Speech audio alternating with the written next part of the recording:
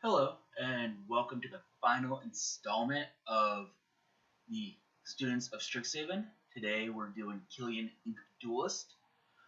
This is the Orzhov student, or Silver Quill student, if you will. Uh, Before I get into the video, please like, comment, and subscribe.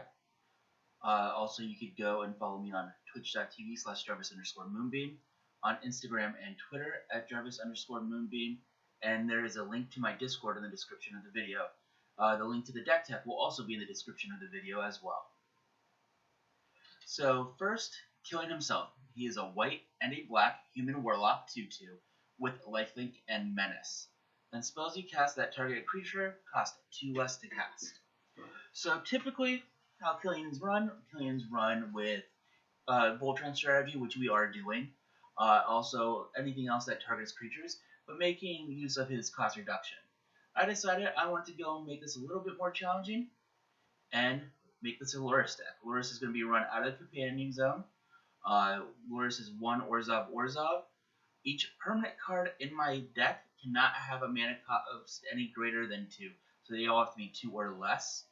Lurrus also has lifelink, and during each of my turns I may cast 1 permanent spell with mana cost 2 or less from my graveyard. So, for companions, if you're not sure how it works, it starts in a separate zone, essentially a sideboard, companion zone really, that you pay 3 generic mana to take it from that zone and put it to your hand, and then you cast it just as you can any other card. When it dies, discard it, anything else, it goes into the graveyard, and stays in the graveyard until the next game. But like I said, we're building this Voltron, so auras and equipment. This is mostly an auras deck, but we do also have some equipment as well. Cursed Flesh is a single black. You enchant the creature. It gets -1/-1 and has Sphere. I wanted to put some type of evasion. Fear is one of those types of evasion where it can only be blocked by artifact creatures or black creatures. Edge of the Divinity is a single Orzhov. If it's white, it gets +1/+2. If it's black, it gets +2/+1. Since Killian is both black and white, it gets +3/+3.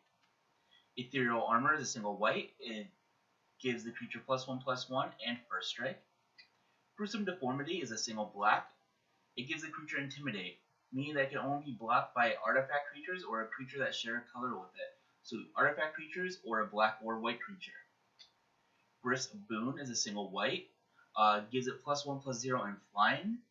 And then for 3 and a white, you can return it from the graveyard to the battlefield attached to a target creature. You can only do it anytime you can cast a sorcerer, but you have recursion there. Hyena Umbra is a single white. +1/+1 and first strike. Even better, it gives Totem Armor, which, if the enchanted creature would be destroyed, you just remove all damage and destroy the enchantment. Kithkin Armor is a single white as well.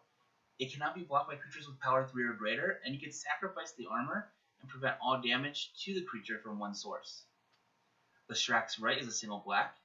Enchanted creature gains Swamp Walk, which is another form of evasion, and as all good black decks do, we play Urborg, giving all my opponents swamps. Sadistic Gleave is a single black. Whenever a creature is put into a graveyard from play, put a +1/+1 counter on an enchanted creature, just a way to grow it. All That Glitters is 1 and a white. The enchanted creature gets +1/+1 for each artifact and or enchantment control.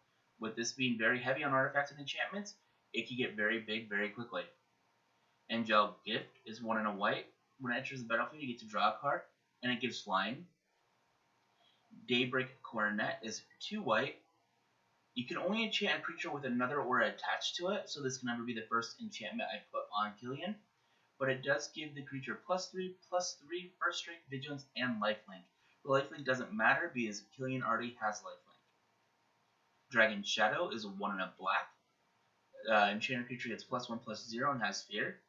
The second half of this card isn't going to really matter because it's whenever a creature with CMC 6 or more comes into play, you may return Dragon Shadow from your graveyard to play enchanting that creature. The only way that I would ever use the second part of the card is if it's an opponent who is willing to go and take out one of my other opponents with that 6 CMC or greater creature. Eland Umbra is a 1 and a white. +0/+4, and yet again totem armor. Eternal Thirst is 1 and a black. The lifelink part doesn't matter, but whenever a creature an opponent controls dies, it gets a +1. The creature that's enchanted gets +1/+1. A +1/+1 counter. Fear gives enchanted creature fear. Valardar Umbra, 1 and a white, gives lifelink. For 1 and a white, you can attach it to a target creature you control, so you can move it around if you need to. But most importantly, totem armor. Flicker Form is 1 and a white. Has an activated ability of 2 and 2 white. Exile enchanted creature and all auras attached to it. At the beginning of the next end step, return that card to the battlefield under its owner's control. If you do, return the other cards exiled this way to the battlefield under their owner's control attached to that creature. Give some protection for your beefed up creature if someone tries to remove it. Glistening Oil is 2 black. Gives the creature Infect, and at the beginning of your upkeep, put a -1/-1 counter on enchanted creature. And when Glistening Oil is put into a graveyard from the battlefield, return it to its owner's hand. So this is going to be a Voltron deck. So Voltron decks you typically try to win through commander damage, which is 21 damage. Why not cut your work in half and just try to win through Infect, which is 10 damage? Murder Investigation, 1 and a white, enchant creature control. This is most importantly when a creature dies, you get X 1/1 white soldier creature tokens, where X is its power. So it gives you a little bit of an army after you would lose Killian. Nimbus Wings gives +1/+2 and flying. Phyresis gives Infect. Same thing as Glistening Oil, cut that work in half. Spectral Seal, 1 and a white, gives +2/+2. And most importantly, the activated ability of while it's in the graveyard, 1 and a white, you can exile from your graveyard and return another target aura or equipment card from graveyard to hand. So get something that you want from your graveyard back into your hand. Spirit Mantle, 1 and a white, gives +1/+1 and protection from creatures. So another way of evasion, they can't block if you have protection from creatures. Commander's Plate is a single white. Is +3/+3 protection from each color that's not in your commander's color identity. So you have protection from Teamer, red, green, and blue. Equipped to commander is 3, equipped to any other creature is 5. Helm of the Gods is a single generic mana. It gets +1/+1 for each enchantment you control. And it only costs 1 to equip. We're playing an enchantment deck, an aura deck if you will. Blackblade Reforged is 2 generic. Gives +1/+1 for each land you control, and equipped legendary creature gets equipped legendary creature is 3 generic. To any other creature, it's 7 generic.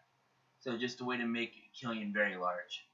Swiftfoot Boots gives hexproof and haste. Sword of the Animus gives +1/+1.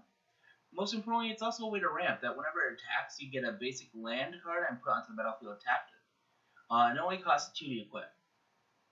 Now, this deck has a lot of removal and protection for Killian and my other creatures. So General's Enforcer is white-black. It gives legendary humans you control indestructible. Killian's a legendary human. 2 white-black, exile target card from a graveyard. If it was a creature card, you get a 1/1 white human soldier creature token. So it gives a little graveyard hate for your opponents, and it gives you a way to build a little bit of a battlefield. Grand Abolisher is 2 white. You just during your turn, your opponents can't cast spells or activate abilities of artifacts, creatures, or enchantments. This gives you a way that when you're doing your thing, they can't interact with you. Path to Exile is a single white. Exile target creature. Your opponent can go and search for a basic land. Rebuff the Wicked is a single white. Counter target spell that targets a permanent you control. So, if someone tries to use a single target removal spell on Killian, I can counter that. I love playing counter spells in any color possible. Dire Tactics is a white and a black. Exile target creature. If you don't control a human, you lose life equal to that creature's toughness. If Killian's on the battlefield, it's just exile target creature. Fracture is a white and a black. You destroy target artifact, enchantment, or planeswalker. Sahiri's Shelter is 1 and a white. Target creature you control gains protection from the color of your choice until end of turn. You also can play it as a land at Sahiri Glacier. Anguished Unmaking, 1 white black. Exile target non-land permanent, you lose 3 life. Generous Gift, 2 and a white, destroy target permanent. Its controller creates a 3/3 green elephant. Teferi's Protection is 2 and a white. Until your next turn, your life total can't change, and you gain protection from everything. All permanents you control phase out, and you exile Teferi's Protection. Hagra Mauling is 2 and 2 black. Costs 1 land if an opponent controls no basic lands, and you destroy a target creature. It also is a land in Hagra Brewed Pit. It enters the battlefield attacked, and it gives you a black mana. Return to Dust is 2 and 2 white. Exile target artifact or enchantment, but if you cast it during a main phase, you get to exile 2 artifacts or enchantments. Closing Statement is 3 a white and a black. If you do it during your own end step, it costs 2 less, so it'd be a white, generic a white and a black. Killian already makes that reduction to a generic a white and a black, so if you have Killian out and you do it during your end step, it's free. Well, I mean, not free, it's only a white and a black. But you destroy target creature or planeswalker you don't control, and you put a +1/+1 counter on up to 1 creature you do control. Ink Shield is 3 a white and a black. You prevent all combat damage that would be dealt to you, and for each 1 damage you prevent this way, create a 2/1 white and black Inkling creature token with flying. Single Combat is 3 and 2 white. This is one of our board wipes we're going to play. Each player chooses a creature or planeswalker they control, then sacrifices the rest.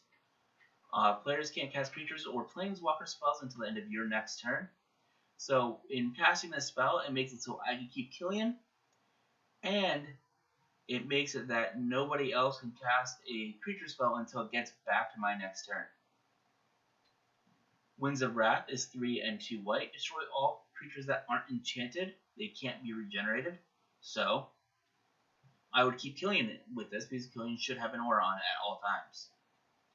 Ondu Inversion is 6 white. You destroy all non-land permanents. It also acts as a white land. Darksteel Mutation is 1 and a white. You enchant a creature, it makes it an insect with base power and toughness 0/1, and indestructible. It loses all other abilities, card types, and creature types. And this is going to be acting as removal for a indestructible creature on my opponent's side. Reprobation, 1 and a white. Same thing as Darksteel Mutation, and it makes it a 0/1, but it makes it a coward and makes it lose all abilities. But it does not give it indestructible.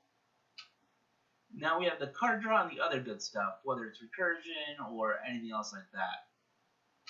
Hateful Eidolon is a single black.